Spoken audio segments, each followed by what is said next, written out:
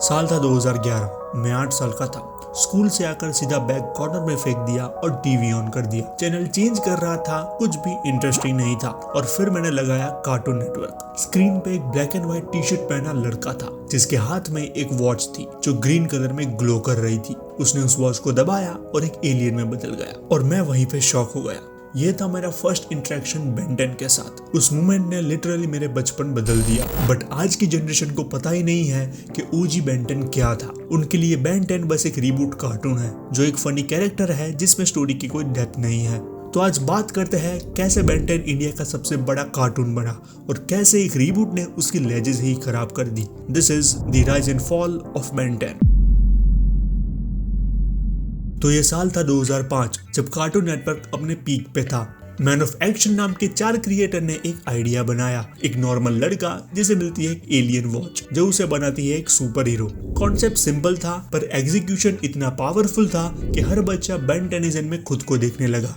No billionaire like Tony Stark, no alien force like Superman, बस एक normal लड़का जैसे हम सब थे। और इंडिया में बेन 10 लिटरली एक वेव बन गया था। स्कूल जाने के बाद सबसे पहले रिमोट उठाना और शाउट करना कि कार्टून नेटवर्क लगाओ यार, बेन 10 आ रहा होगा। लंच करते करते ओमनिट्रिक्स की साउंड सुनना, ये तो नॉस्टैल्जिया है। बाजार में फेक ओमनिट्रिक्स भी मिलती थी, टॉय वाली। फिर शुरू हुआ the golden era, Ben 10 alien force और अल्टीमेट एलियन।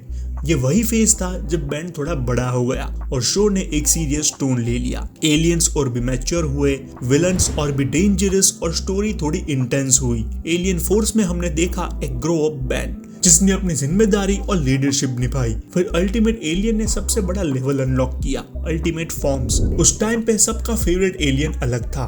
किसी को रैथ पसंद था तो किसी को स्वैम फायर तो किसी को ह्यूमंगसॉ। और सबसे अमेजिंग पार्ट तो ये था कि बेन 10 का यूनिवर्स इतना बड़ा था कि हर एक एलियन को अलग प्लेनेट, अलग स्पीशीज और अलग बैक स्टोरीज दी गई थी। Galactic police, Vilgax, Kevin, Gwen, time travel, alternate bands, ये सब मिलके एक पूरा सिनेमैटिक यूनिवर्स बना रहे थे, वो भी बिना MCU के। बेन 10 सिर्फ एक शो नहीं था, एक यूनिवर्स था जिसमें इमेजिनेशन लिमिटलेस थी।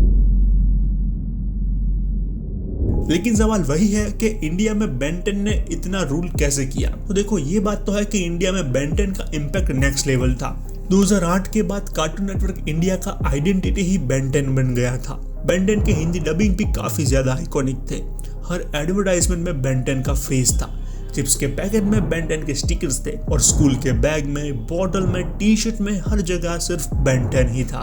उस टाइम पे हर बच्चा या तो बेन का फैन था या तो उसके टॉयज कलेक्ट करने में बिजी था।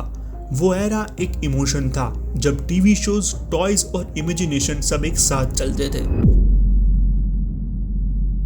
लेकिन फिर 2016 में कार्टून नेटवर्क ने एक डिसीजन लिया बेन 10 को रिबूट करने का और यही से शुरू हुआ असली डाउनफॉल। इस रिबूट ने बेन 10 को एक हाइपर एक्टिव अनोइंग लड़का बना दिया जो हर टाइम पे जोक करता था और एलियन को सिर्फ कॉमेडी के लिए यूज करता था। ओरिजिनल सीरीज का मैच्योर टोन, इमोशनल राइटिंग और साइफाई इमेजिनेशन सब कुछ खत्म हो गया। रिबूट में सब कुछ सिंप्लीफाइड था, जैसे वो आपको स्पून फीडिंग कर रहे हो। शॉर्ट्स एपिसोड, फ्लैशी कलर्स और toys marketing focus. Cartoon network ने एक मास्टरपीस को एक प्रोडक्ट बना दिया और उसी मोमेंट पे फैंस को समझ आ गया कि वो बेन नहीं है जिसे हम सब जानते थे। बेन 10 सिर्फ एक शो नहीं था, वो एक टाइम था जब स्कूल से सीधा घर आके रिमोट लेके अपने फेवरेट हीरो के साथ अपना दिन खत्म करते थे।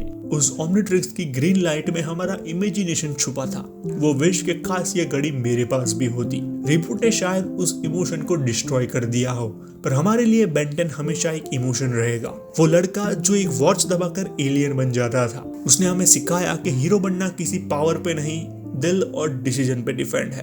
अगर तुमने भी अपने बचपन में ओमनिट्रिक्स पहनने का सपना देखा था तो कमेंट पे लिखना I still believe in Ben 10। मैं हूँ रोहन और यही है आज की कहानी, एक ऐसे हीरो की जिसका नाम है बेन 10। तो मैं मिलता हूँ आपसे अगले वाले वीडियो में एक और यादों के सफर के साथ।